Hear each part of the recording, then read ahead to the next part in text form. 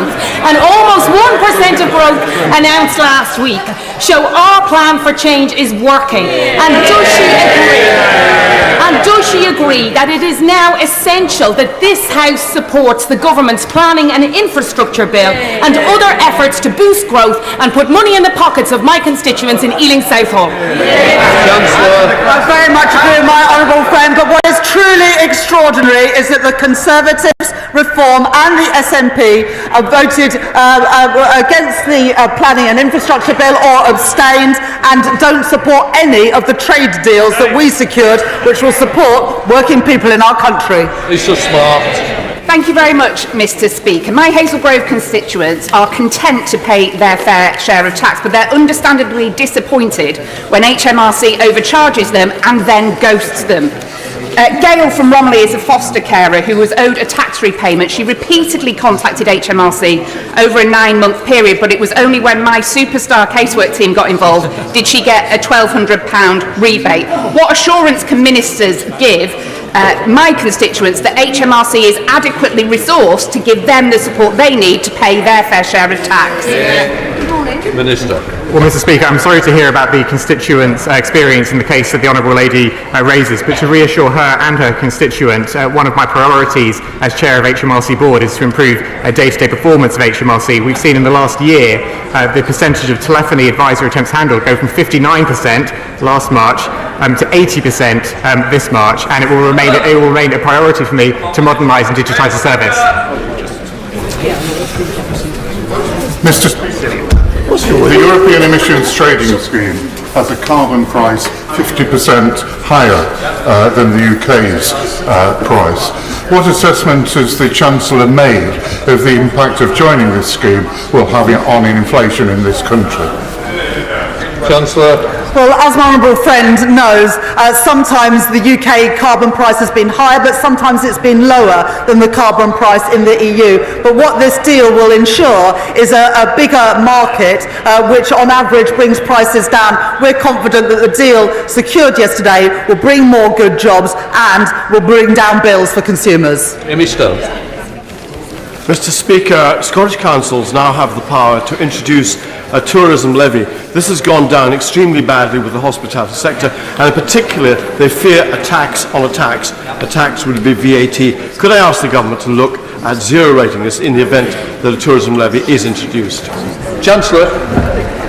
Well, I want to welcome tourists to Great Britain and Northern Ireland, and that's why we are securing trade deals with countries around the world, showing that we as a country are open for business.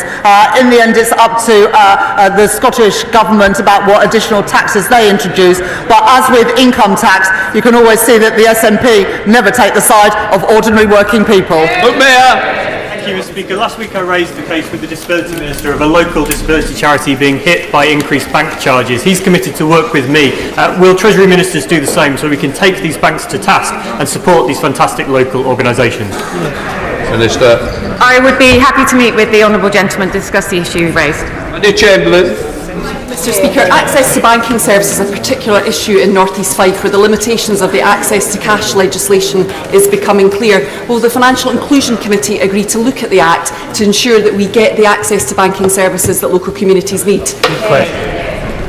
Our government secured the commitment of the banking industry to roll out 350 banking hubs across the country. 200 have already been agreed and over 150 are open. The Financial Inclusion Committee that I am chairing is looking at financial inclusion, including digital banking and making sure that people have the bank accounts that they need.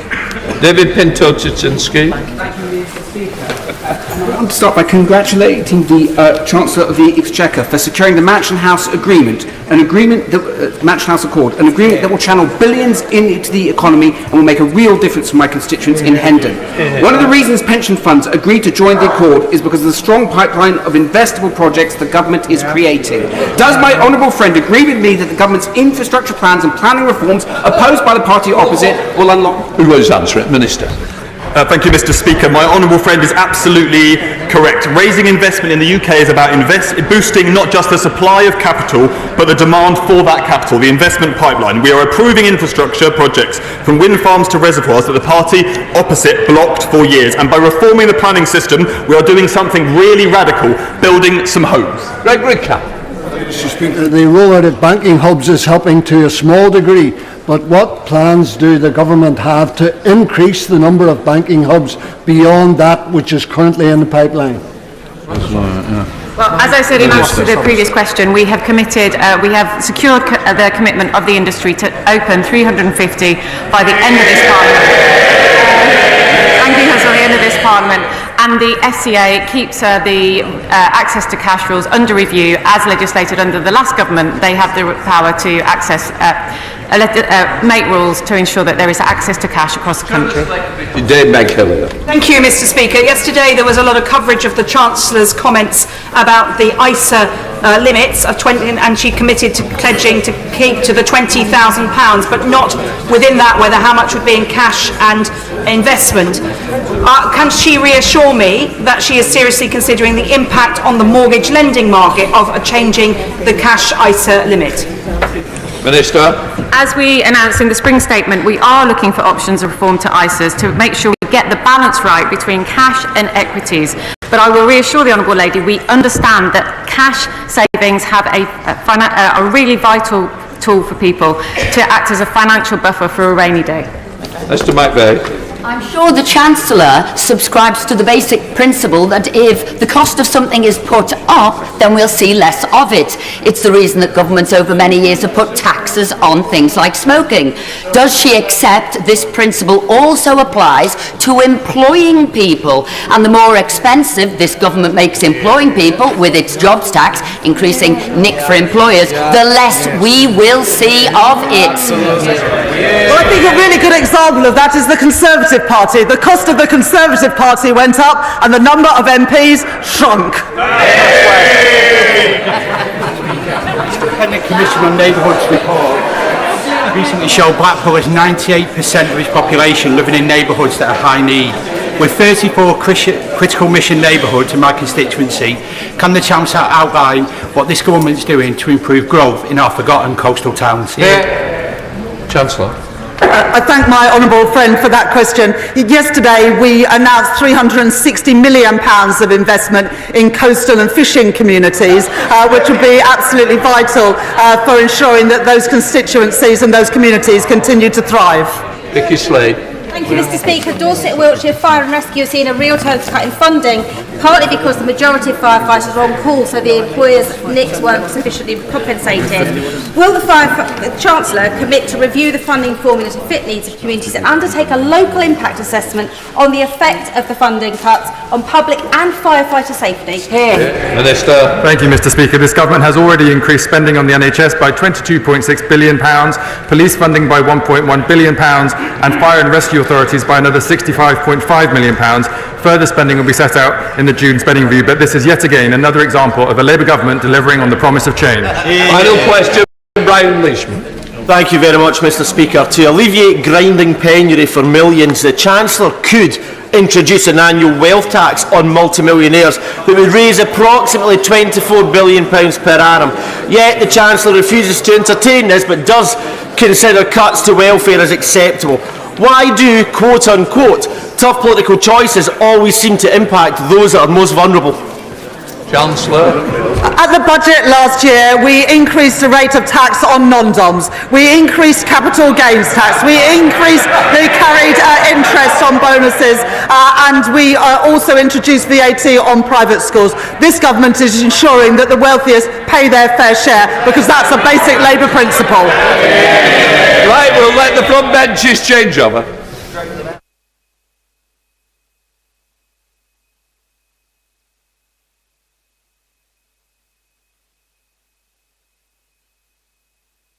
Now come to the statement from the Prime Minister, EU Trade Oral Statement. Keir Starmer, sir. Thank you, Mr. Speaker. With permission, I'd like to update the House on the 3 recent trade deals we've struck in the national interest. But first, Mr. Speaker, I'd like to say something about the horrific situation in Gaza, where the level of suffering, innocent children being bombed again, is utterly intolerable. Mr. Speaker, over the weekend we coordinated a response with our allies, as set out in my statement with President Macron and Prime Minister Carney last night. And I want to put on record today that we're horrified by the escalation from Israel. We repeat our demand for a ceasefire as the only way to free the hostages. We repeat our opposition to settlements in the West Bank. And we repeat our demand to massively scale up humanitarian assistance into Gaza. The recent announcement that Israel will allow a basic quantity of food into Gaza, a basic quantity, is totally and utterly inadequate. So we must coordinate our response, because this war has gone on for far too long. We cannot allow the people of Gaza to starve, and the Foreign Secretary will come to the House shortly to set out our response in detail. Mr. Speaker, let me turn now to the three deals this government has struck. The principles we took into the negotiations are clear and simple. Does it drive down bills? Does it drive up jobs? Does it strengthen our borders? And in each case, the answer is resoundingly yes. These deals release us from the tired arguments of the past and, as an independent sovereign nation, allow us to seize the opportunities of the future. A clear message sent across the globe that Britain is back on the world stage. Mr. Speaker, a trade deal with the world's fastest growing economy, India, cutting tariffs for British industries, a huge boost for our whisky and gin distilleries. Their only concern now, Mr. Speaker, is whether they can produce enough to sell. And for our car manufacturers, tariffs slashed from over 100% to just 10%, with no concessions on visas. A trade deal with the world's richest economy, the United States, slashing tariffs, saving thousands upon thousands of jobs in car manufacturing in places like JLR, protecting our steel and aluminium exports and safeguarding interests of our hugely important pharmaceutical sector.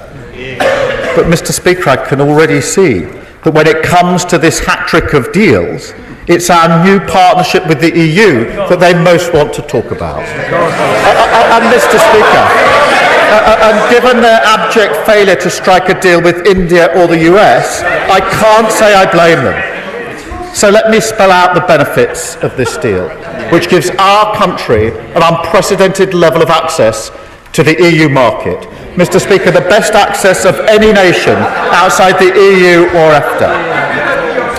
I will start with our security, because when Russian tanks rolled into Ukraine over 3 years ago now, the gauntlet was thrown down, and it's our responsibility to step up.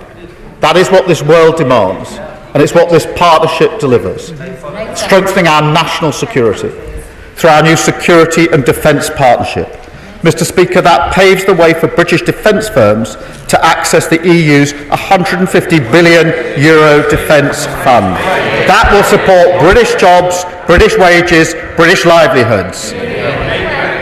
The partnership also increases cooperation on emissions trading, saving UK businesses from having to pay up to £800 million of EU carbon taxes, once again backing British businesses. The deal will drive down bills with increased cooperation on energy, because the agreement negotiated by the party opposite left us with a more expensive way of working with our neighbours, a needless rupture despite our grids being connected by underseas cables. This partnership brings those systems together again, benefiting British bill payers and boosting clean British power in the North Sea. Mr. Speaker, it also strengthens our borders, because again the previous deal left a huge gap, weakened our ability to work together to tackle illegal migration. the ultimate cross-border challenge. This partnership closes that gap, including joint work on returns, preventing channel crossings, and working upstream in key source and transit countries, cooperating along the whole migration route to strengthen our hand in the fight against the vile smuggling gangs. It boosts our cooperation on law enforcement, Mr. Speaker, combating terrorism and serious organised crime, with closer operational work with agencies like Europol, and better sharing of intelligence and data, including, for the first time, facial imaging. Mr. Speaker, it helps British holidaymakers because they will be able to use e-gates when they travel to Europe, ending those huge queues to passport control. And it delivers for our young people because we're now on a path towards a controlled youth experience scheme with firm caps on numbers and visa controls. A relationship we have with so many countries around the world, some actually even set up by the party opposite.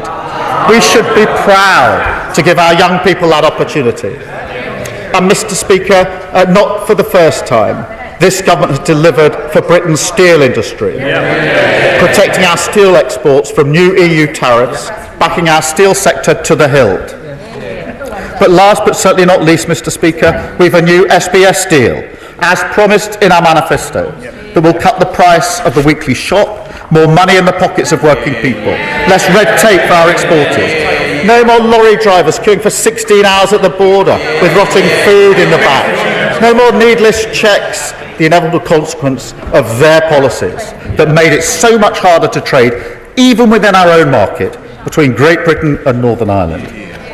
And Mr. Speaker, that means that British goods that have long been off the menu in Europe can regain their true place, including shellfish, hugely important in Cornwall, Devon and Scotland.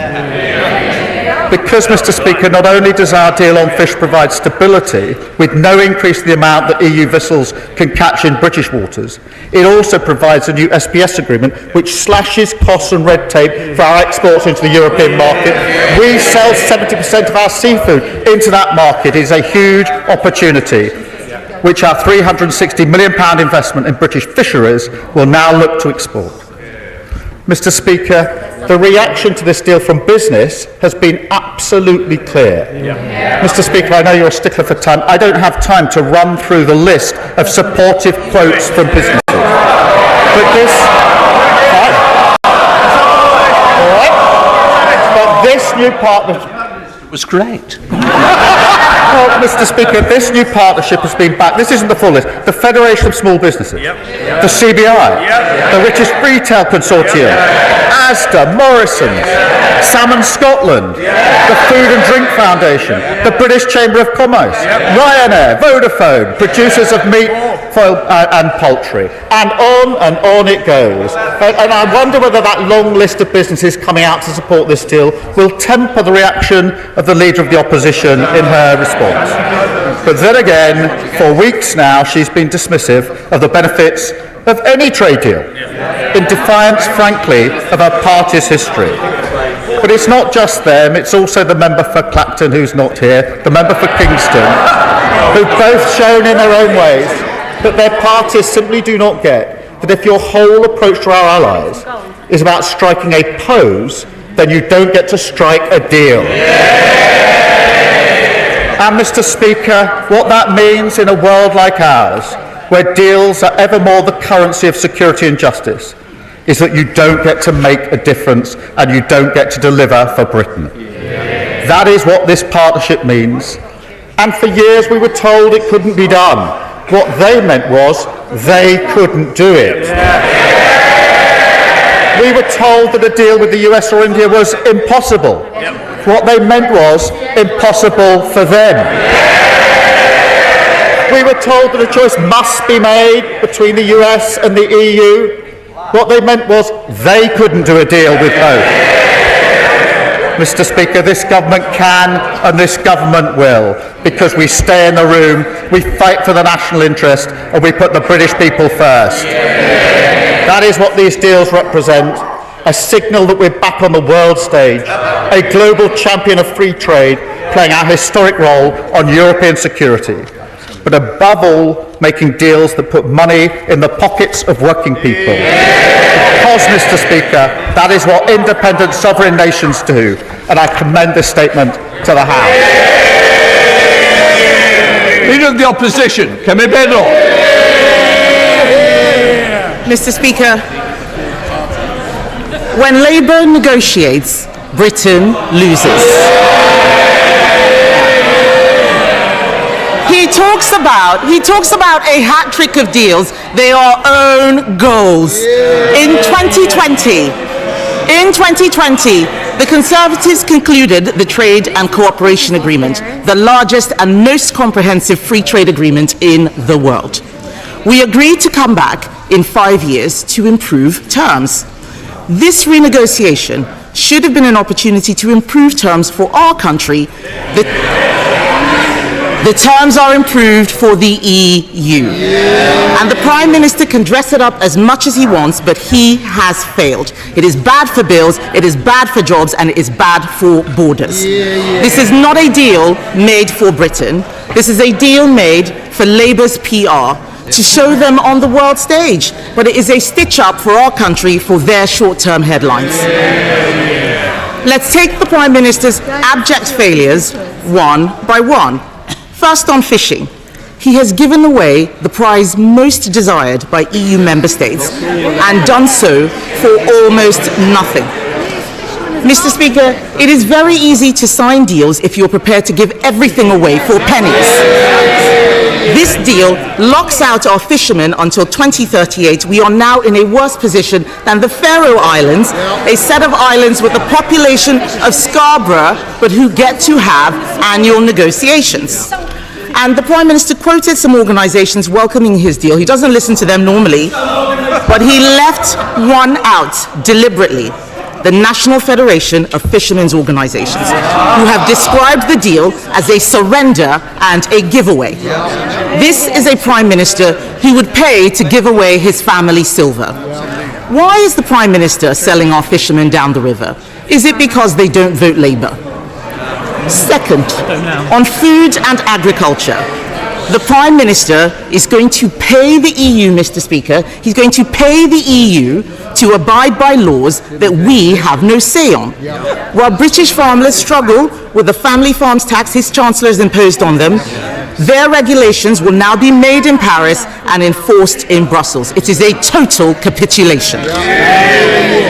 We're not in the EU. We are not at the table. So can the Prime Minister tell us how is he going to ensure accountability for the hundreds of regulations he has signed this country up to? Third, on energy, the Prime Minister has shackled us to the EU's emissions trading scheme. This means the government can no longer cut energy costs without the EU's permission. It will also unravel parts of the India FTA he's just negotiated. This isn't a technicality, it is a betrayal. The House should be in no doubt. This means higher bills, more pain, and less flexibility. Fourth, on his own manifesto promises, the Prime Minister said that we would not rejoin the single market. He promised no new payments, that he would protect British interests. That promise has lasted about as long as his commitment to protect pensioners' winter fuel allowance.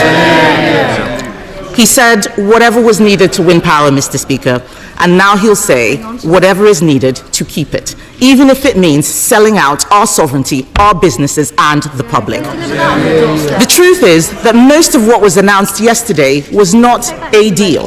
There was no binding agreement on anything. Most of the items outlined are simply agreements to enter into further discussions we are already having. The Prime Minister is boasting that we will now avoid airport queues because we'll get access to EU e-gates. It sounds great, except it isn't true. Some airports already allow it. This deal does not guarantee it anywhere. Each country still has to agree. And that, Mr. Speaker, sums up this deal perfectly. It is a lot of spin to disguise the terrible substance. Having previously ruled out a youth mobility scheme, the Prime Minister is now desperately trying to hide his latest U-turn by rebranding it as an experience. This is risen. We have no details on any cap, No details on any time limit, which begs the question, why is the government talking about increasing migration before it has got a grip on the small boats or the legal migration system? I know the Prime Minister doesn't like answering questions, but people out there want to know, can we have some honesty as to what has been discussed? How many young European workers does the Prime Minister think would be acceptable? And will they be able to bring dependents? Even the defence commitments in this deal are hopelessly one-sided. We're making payments, but they are offering dialogue and consultation. This is a pitiful return for the country that leaves NATO in Europe with troops on the ground in Estonia defending our allies. Can the Prime Minister tell us why there's not a single word in his statement about the money we will now be sending to Brussels? And can he set out how much those payments will cost taxpayers? Mr. Speaker, in government, details matter, and so does honesty. They're laughing, but this is a bad deal for the country. Look at them. This is how they laughed at the budget. They have no idea what it is they signed up to. He said he would stay out of the single market. He's going into the single market for agri-food, electricity and energy. He said he'd stay out of the customs union, but he is accepting EU tariff rules. How does he plan to stop the EU changing them to our disadvantage? He has no idea, neither do any of them. Because the British people know, Mr. Speaker, when they are being misled. They know that headlines fail. He didn't listen to the CBI on the jobs tax. He didn't listen to the FSB on the family farms tax. This deal has already unraveled. The damage is becoming clear. The political consequences will be huge. And here he is trumpeting his success. And when he stands up in a moment, he'll deflect, he'll dismiss, he'll distract. But we all know the truth. This was a fiction of a speech, a fraud of a deal, a failure of a Prime Minister.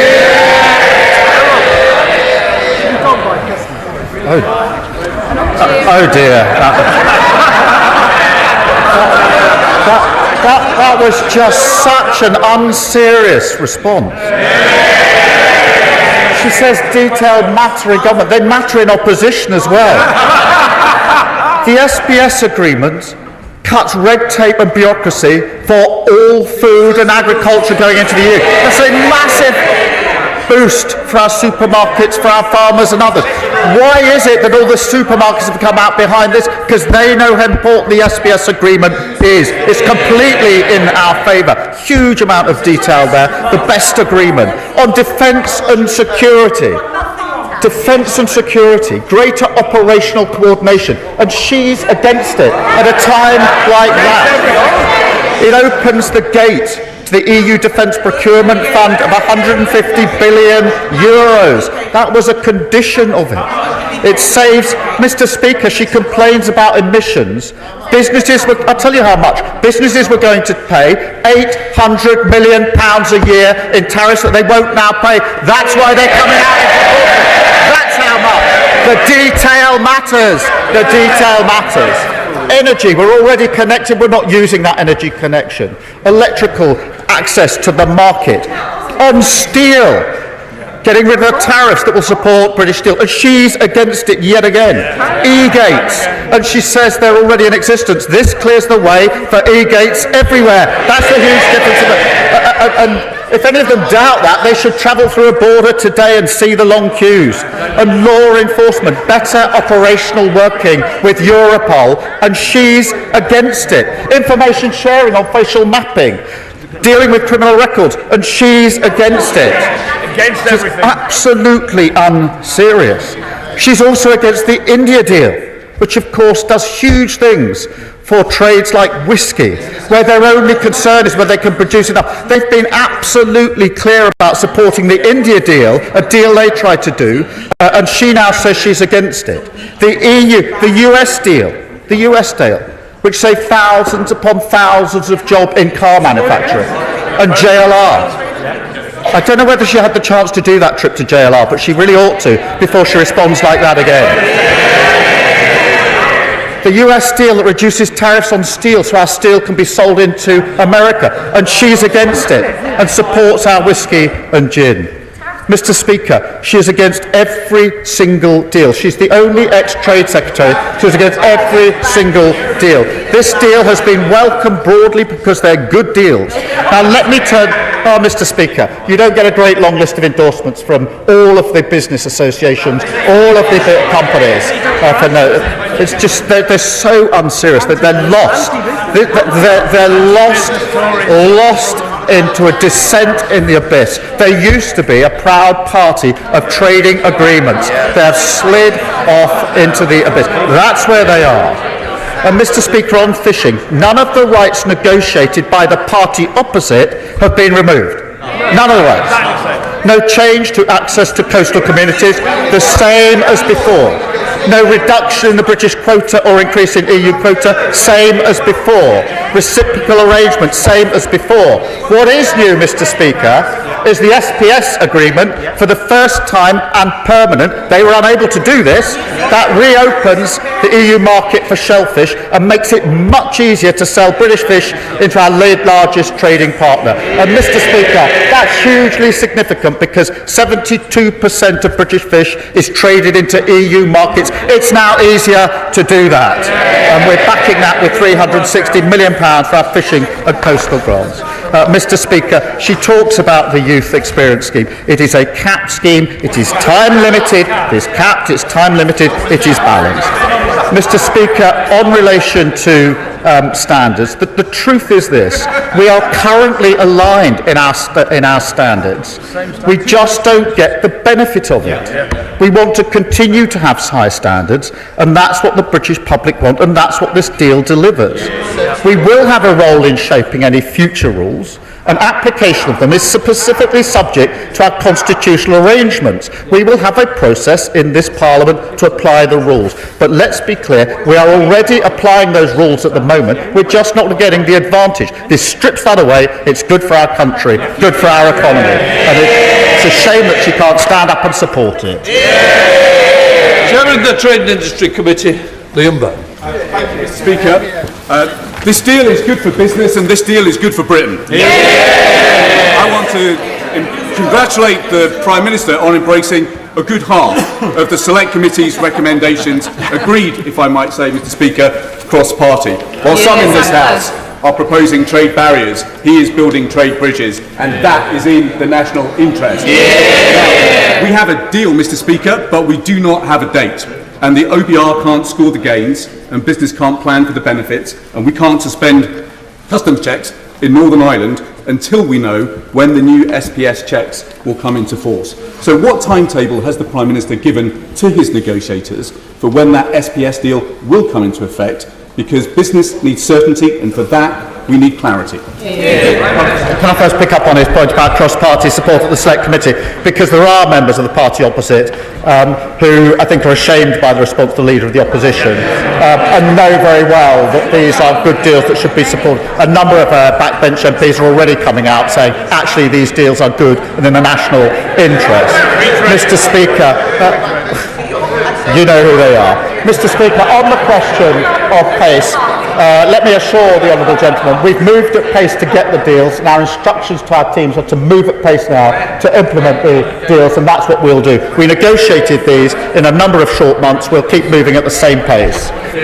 Leader of the Liberal Democrats, Sir Ed Davey. Thank you, Mr. Speaker. Can I associate myself with the Prime Minister's remarks about the appalling situation in Gaza? And when he's working with our French and Canadian colleagues to put pressure on Netanyahu, will he consider, with the French, having a formal recognition of the state of Palestine? Speaker, coming to the EU reset deal, the Prime Minister will know that we don't think this deal goes far enough to fix our broken relationship with Europe. But there are many parts that we do welcome. We have long been arguing for an agri-food deal to help British farmers export to Europe. We have long argued for a youth mobility scheme to give our young people incredible new opportunities and British businesses, especially in hospitality, a boost. We have long argued for closer alliances on defence in the face of Putin's imperialism and Trump's unpredictability. So can I welcome the progress on these issues, even if it is only very limited progress on things like youth mobility? Because, Mr. Speaker, we've all seen the terrible damage caused by the Conservatives' Brexit deal. And hearing the Conservative leader complain today is like listening to a backseat driver who previously crashed the car. Our country has moved on from the divisive Brexit wars of a decade ago, and some members of this House need to do the same. But does the Prime Minister accept that this deal must be only the first step? And we must be far more ambitious in strengthening our economic and security ties with our nearest neighbours. We believe that a bespoke customs union is a key part of that. Not turning back to the past, but forming a new partnership that serves our national interest. I know the Prime Minister once made that a red line, but he will accept that the world has changed since then. So will he open negotiations on a customs union to get a better deal for Britain? Mr. Speaker, a trade deal to dwarf all other trade deals. Well, Mr. Speaker, on his question of first step, it is intended that this is the beginning of a process to complete on what we've already agreed, but also to have annual summits so that we can take our cooperation and coordination further step by step, and we will do that whilst keeping to the red lines that we had in our manifesto. On the question of a customs union, the problem with his proposal, as I know he knows, is that we've just struck the deal with India, we've just struck a deal with the US. If we now undo that good work, we undo all the benefits of those two deals. And for JLR and car manufacturers, this is the here and now of their jobs at the moment.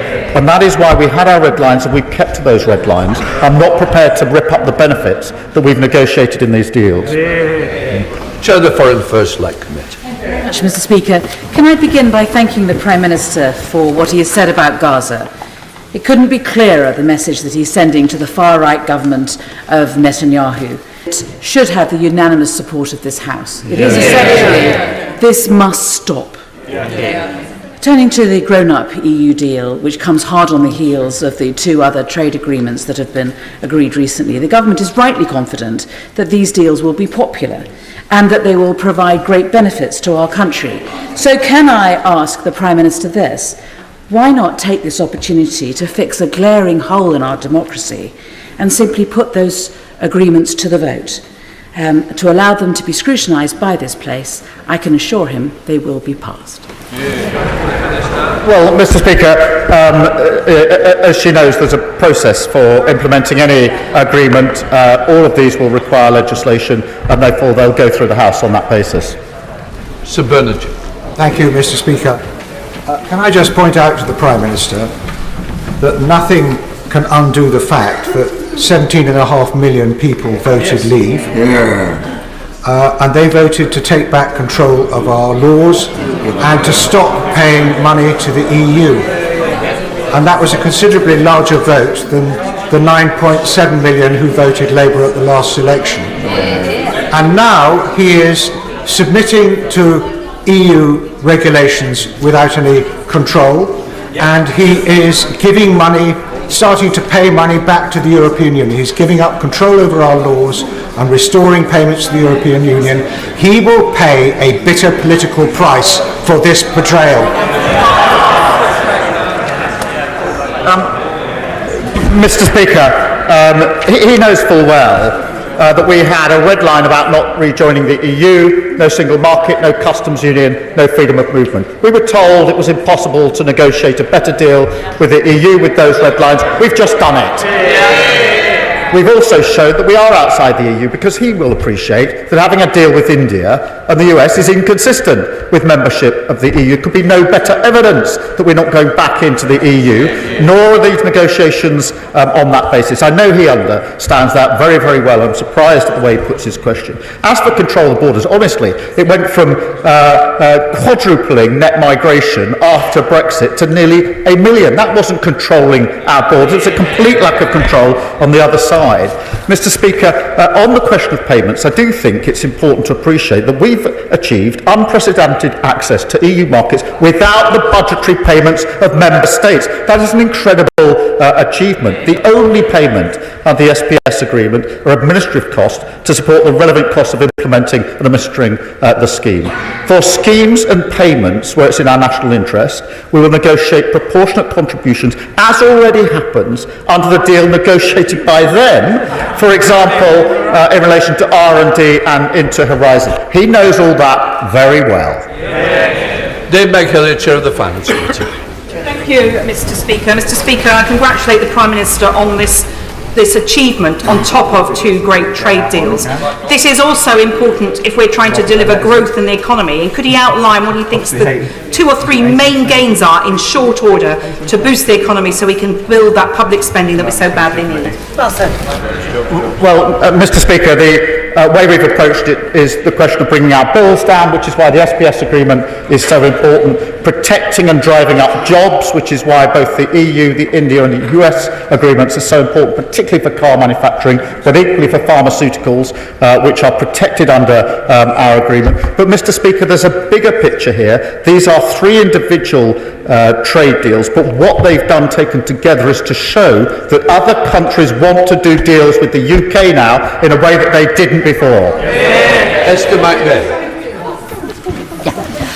With youth unemployment higher in Europe, in countries like France, Spain, Portugal and Sweden, I can see why the EU pushed for a youth mobility scheme to help get their youth unemployment figures down.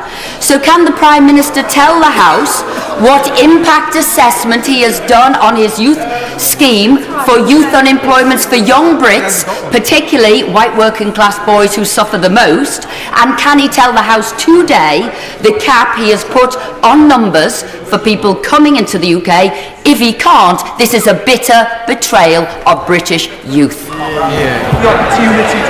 Mr. Speaker, this provides young people in the United Kingdom the opportunity to work, to study and to travel in Europe. It is going to be a capped scheme of limited duration and with visas, something again everybody said we couldn't negotiate. We have negotiated. And in relation to our question about what we're doing for young people in this country, she should look to the Trailblazer schemes that we set up that are helping young people back into work. Noah Law. Will the Prime Minister join me in inviting members opposite to celebrate the restoration of access to our British shellfishers and the reduction in frictions on the 70% of our British seafood that's exported to the EU, and encourage members opposite to get out there and help us deploy the £360 million of fishing and coastal community funding that we have unlocked? Well, I thank him for his question. Under their deal, shellfish was locked out. Shellfish can now be sold back into the market, hugely important for places like Cornwall. That's why their response to this is so unserious and so un-Tory, if I may say so. Sir Albany.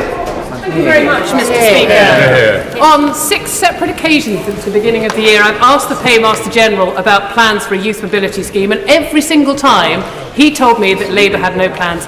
I realise I was in error. I should have asked about a youth experience scheme.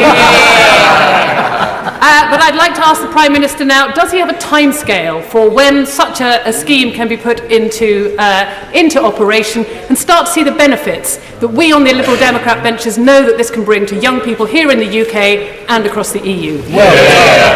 Well, I thank you for that question. We've moved at pace to get this far, and we now need to move at pace to implement what we agreed yesterday. So we will be doing that. We'll update the House as we do so.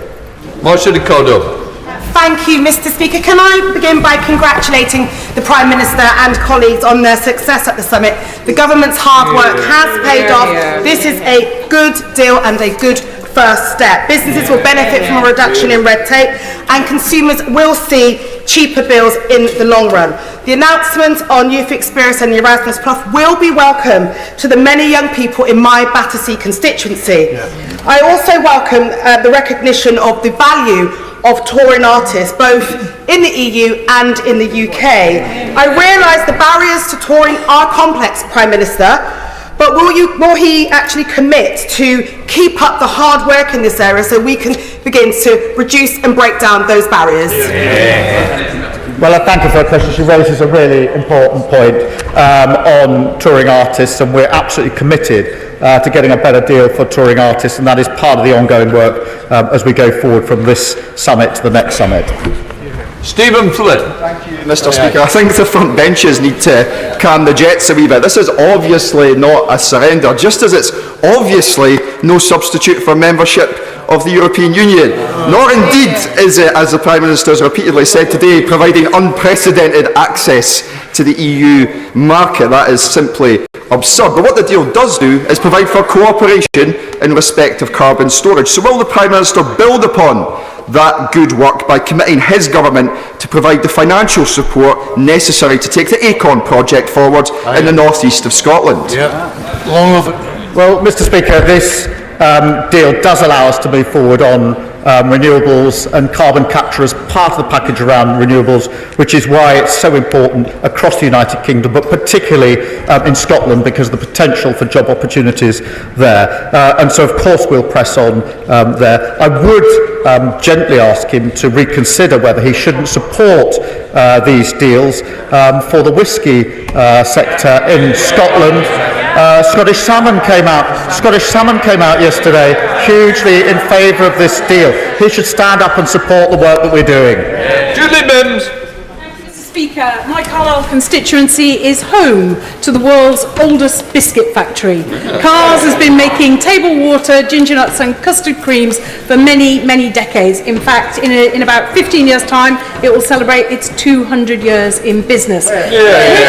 Could the Prime Minister say more about the importance of this deal to food and drink businesses like Pladis, who own and operate the Carr's biscuit factory? Thank you for raising this. For food, for biscuits, for all the content covered by our SBS agreement, this is a massive step forward because it gets rid of the red tape and the bureaucracy, which costs each business thousands upon thousands of pounds. So, Mr. Speaker, this is good for biscuits, good for business. Where's the crumbs? Dame Harriet Bowen. Thank you very much, Mr. Speaker, and may I get a serious answer to a very narrow and specific question. We know how much fishing rights the Prime Minister was prepared to give away for how many years in order to accede to the EU demands, but how much UK taxpayers' money is he willing to hand over to the EU to sign up to their protectionist demands? Well, I remind you that nothing that was negotiated by the last government on fishing has been given away, quite the contrary. In relation to costs, I gave an answer earlier in full, which is we're not paying into the EU budget in the way that EU members do, and that's why this unprecedented access is so important. In relation to schemes and programmes, yes, we will make a proportionate contribution in the same way as happens under the agreement that was negotiated by the party opposite in relation to Horizon and R&D. So it's on the same basis and the same principles that her party, her government as it then was, negotiated in relation to the current arrangements. It's hard to see why, having negotiated those arrangements, they're now suddenly against them. Matthew Patrick. Thank you, Mr. Speaker. The energy industry is central to our mission for growth, but it's also important in our tackle against the generational challenge that is climate change. That is a sentiment felt in my constituency of Wirral West, which is proud to be a regional hub of carbon capture and hydrogen storage. Could the Prime Minister please set out how this deal supports the energy industry so we can pursue the growth, bring down energy bills and tackle climate change? Well, it does so in two ways. Firstly, it makes permanent the energy chapter in the current deal, and then it goes beyond that, Mr. Speaker, to allow us to cooperate and coordinate more closely on energy. We do have the ability already for connection on energy. We're now able to take better advantage of it. Gavin Roberts. But, Mr. Speaker, the Prime Minister will recognise that successive governments and successive parliaments have caused unnecessary and at times intolerable damage to our union. So we can recognise the reduction of some checks on some issues. But can he explain to this House why, if the animals and their products that are able to come to Northern Ireland now free of checks are suitable, Why is the European Union still intent on banning the very veterinary medicines that those animals take?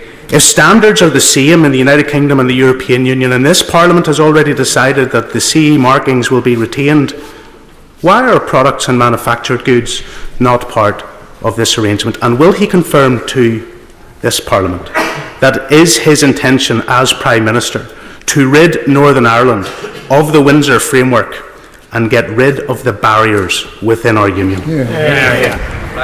Well, can I thank him for his questions? As he will know, the SPS agreement that we have negotiated is good for Northern Ireland, because it means that the current SPS agreement for Northern Ireland now is complemented by and comes up against the agreement for the UK as a whole, and that will be a huge step forward for Northern Ireland, which I know he cares about and others care about and I care about, and it is amongst the advantages of the SPS deal that we have struck.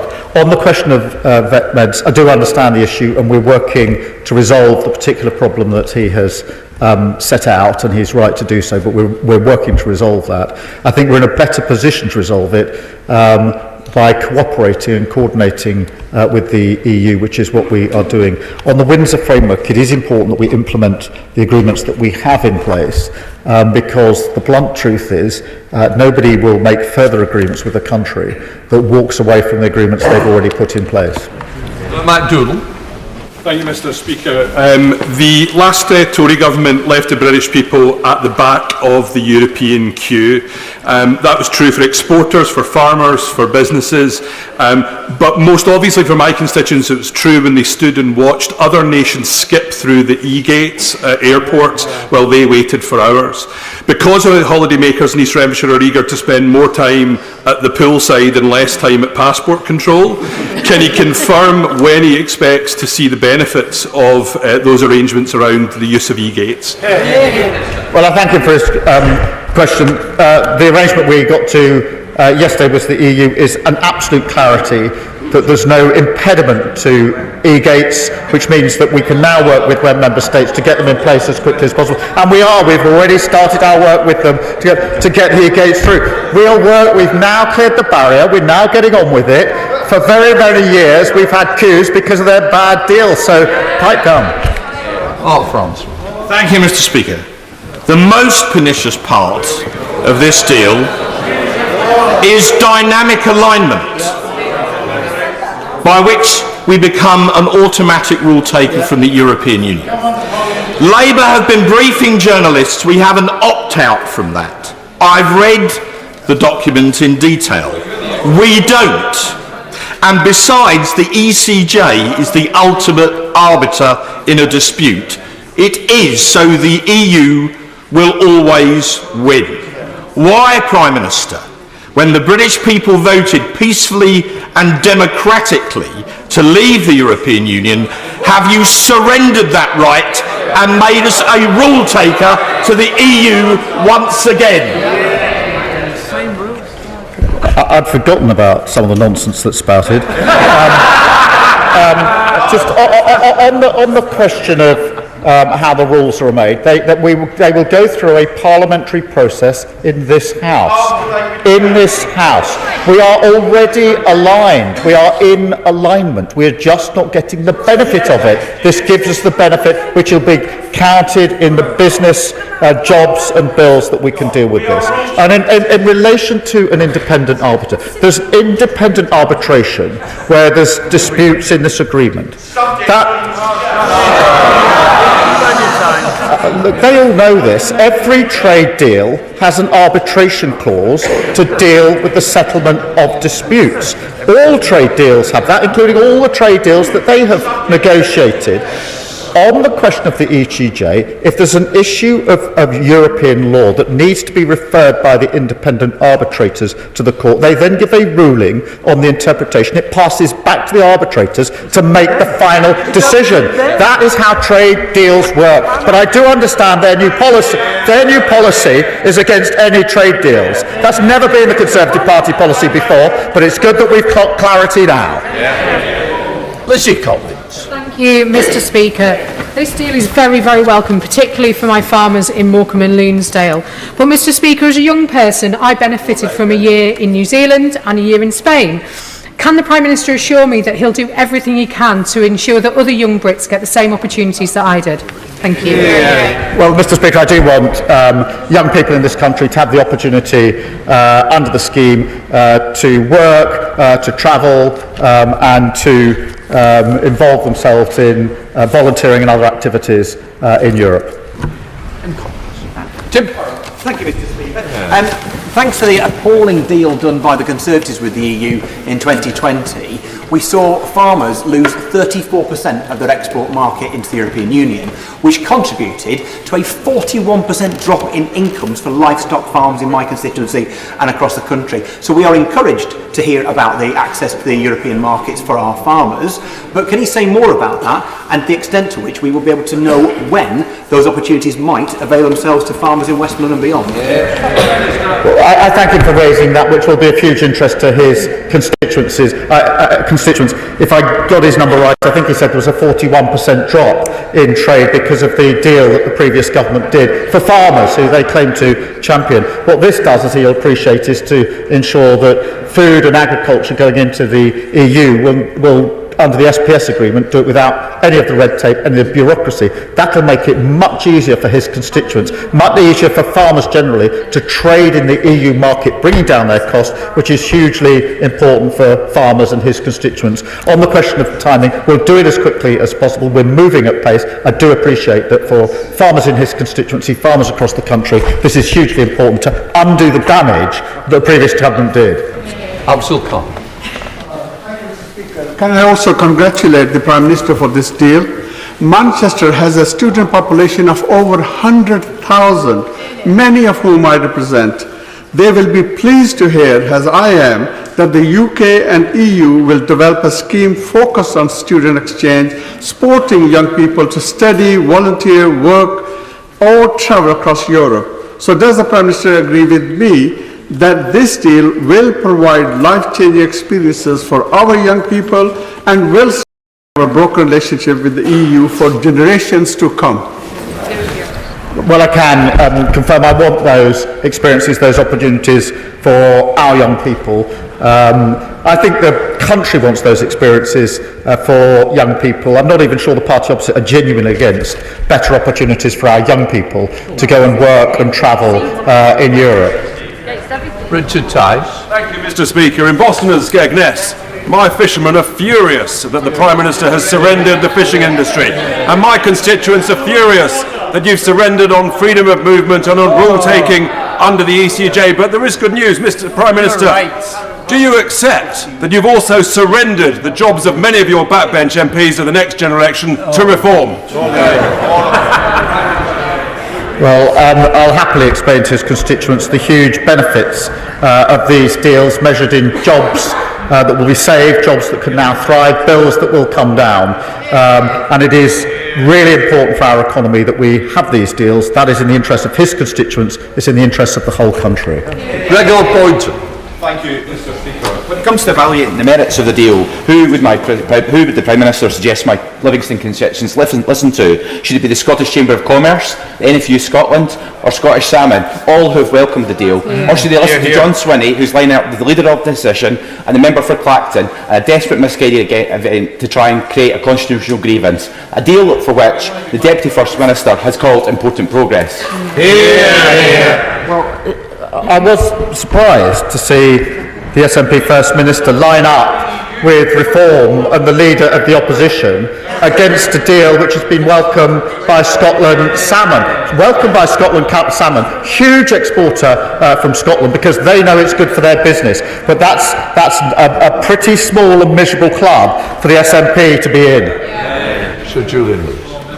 If the Prime Minister is right that our food standards are already in alignment with those of the EU, why could we not have negotiated the deal on the basis of mutual recognition of those standards, as other countries have done, rather than open ourselves up to having to alter our standards in line with whatever the EU may decide to change in the future? That's a very good question he should put to Boris Johnson. I'm sorry, Scott Harper.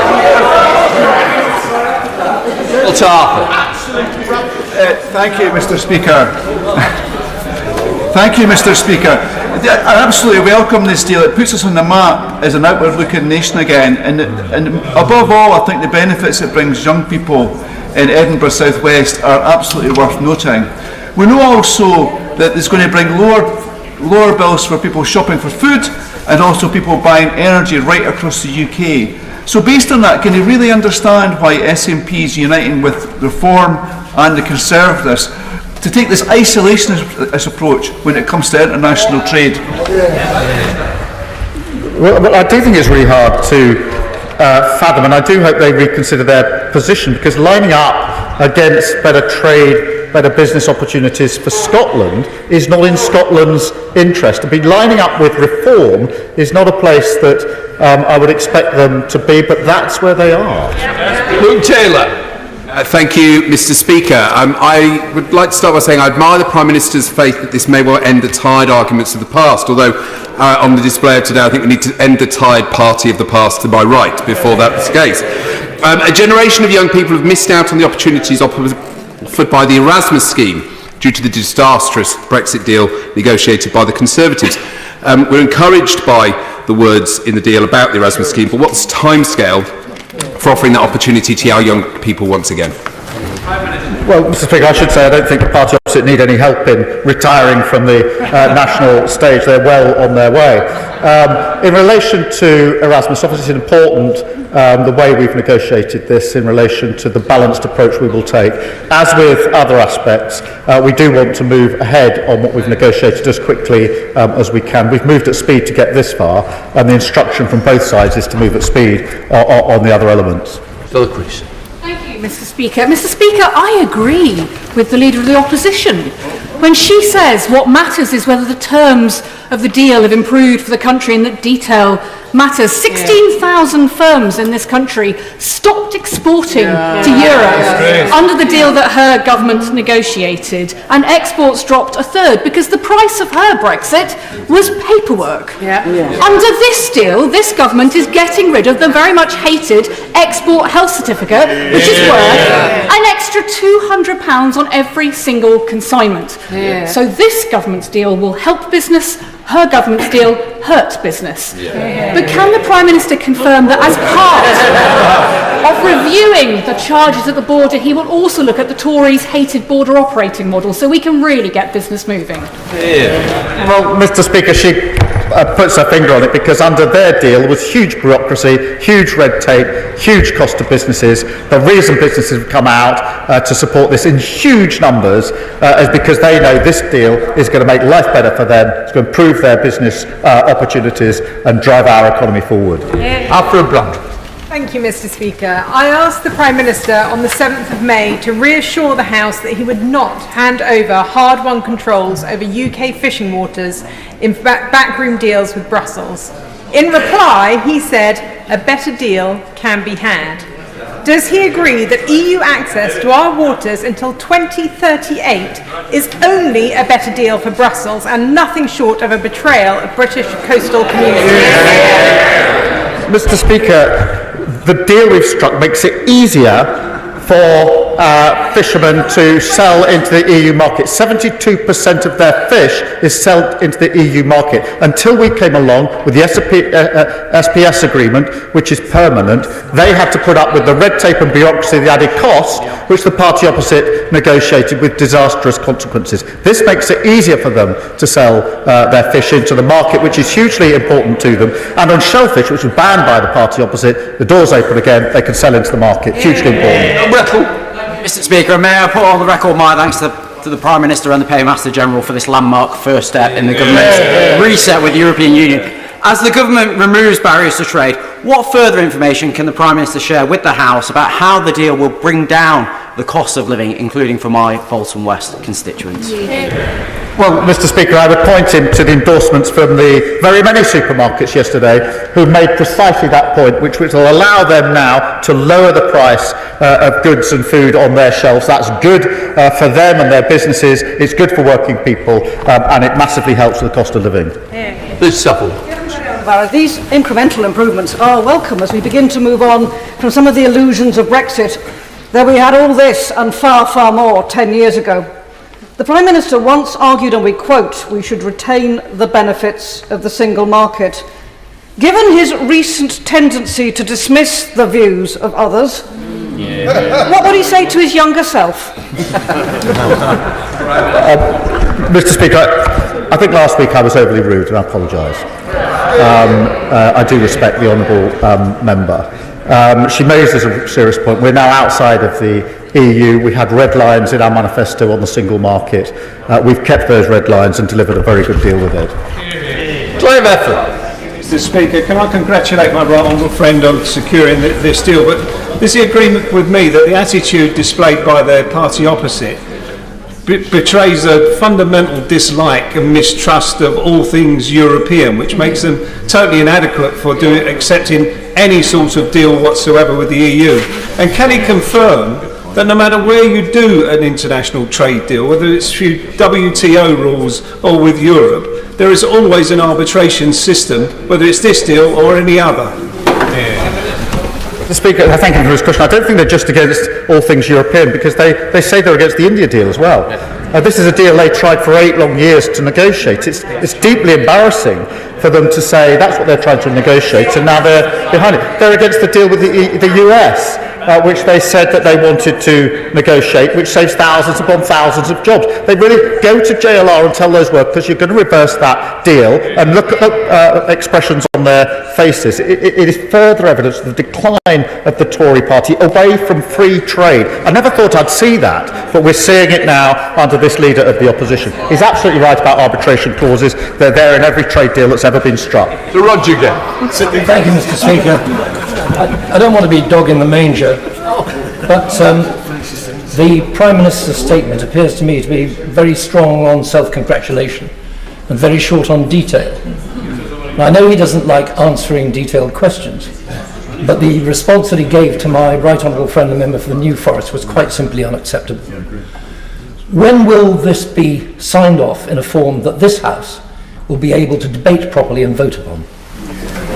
Well, the details set out of the agreement we reached yesterday in a document which was released during the course of yesterday, and if he hasn't had the chance to see that, I'll make sure he does. On the detailed text that follows, obviously that needs to be drafted in legal form so that everybody can see it. Of course, we can debate it and scrutinise it, and of course none of this can go through without legislation, so he will have that opportunity. It's quite right that he presses for it. Joanna Baxter. Thank you, Mr. Speaker. The new UK-EU agreement is a welcome and pragmatic step towards rebuilding a strong trading relationship with our closest economic partner. This deal will help reduce costs, reduce red tape, and make it easier for Scottish businesses to compete and grow across European markets. These are not my words, Mr. Speaker. They're the words of the Chief Executive of the Scottish Chambers of Commerce. So does the Prime Minister agree with me that when Labour negotiates, business and customers in my constituency of Paisley and Renfrewshire South benefit?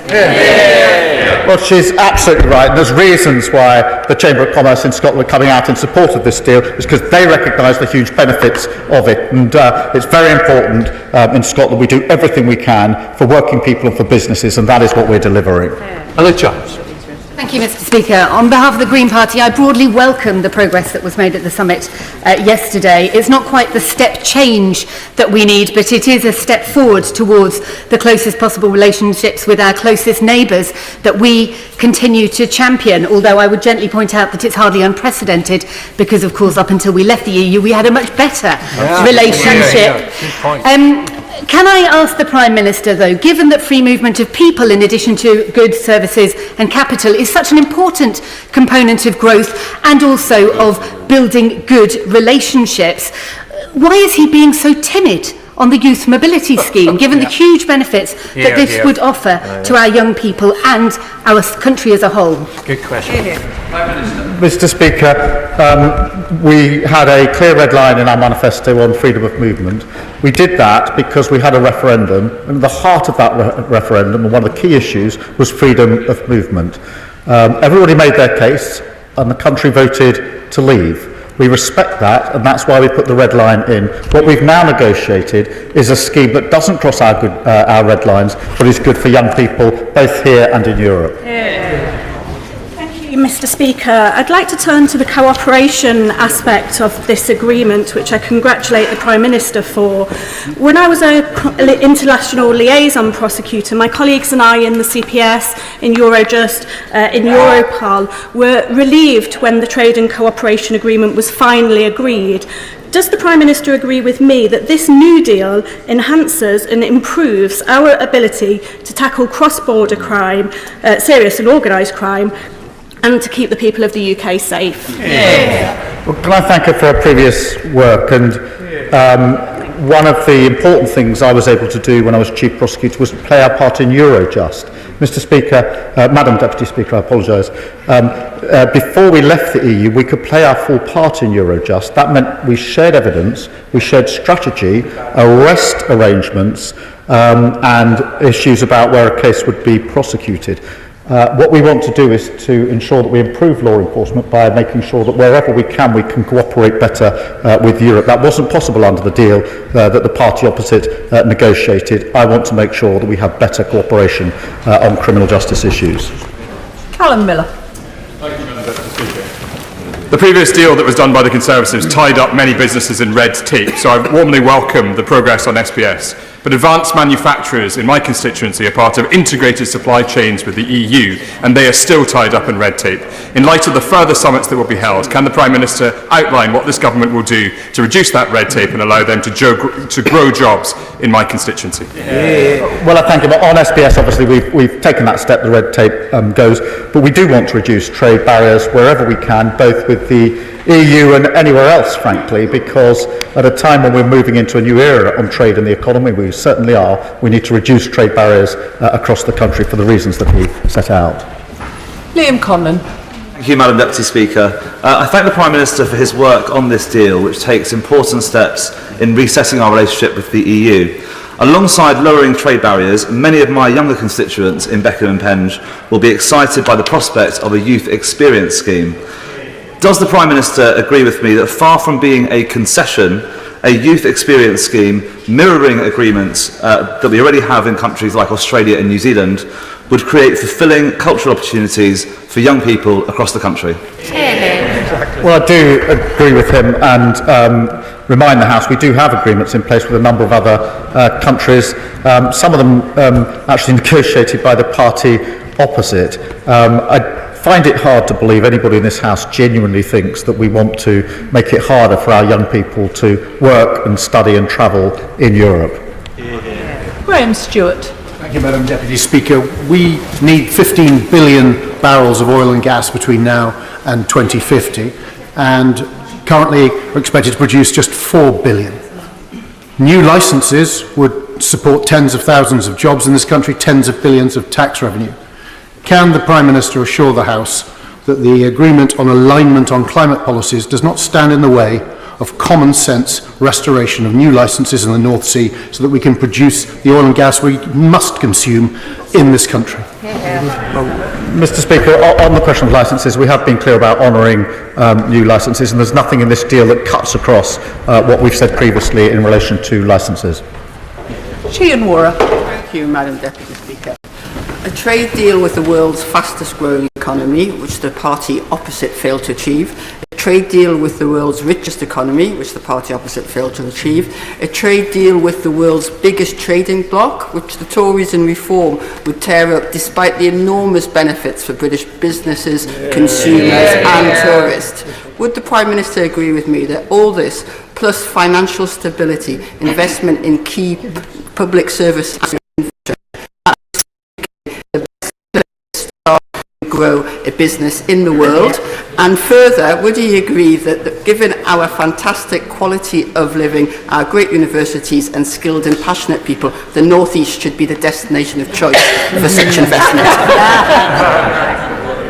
I think she's right that the 3 trade deals taken together do indicate that other countries want to negotiate and deal with the UK because they can see the path that we are on, and that is good and should be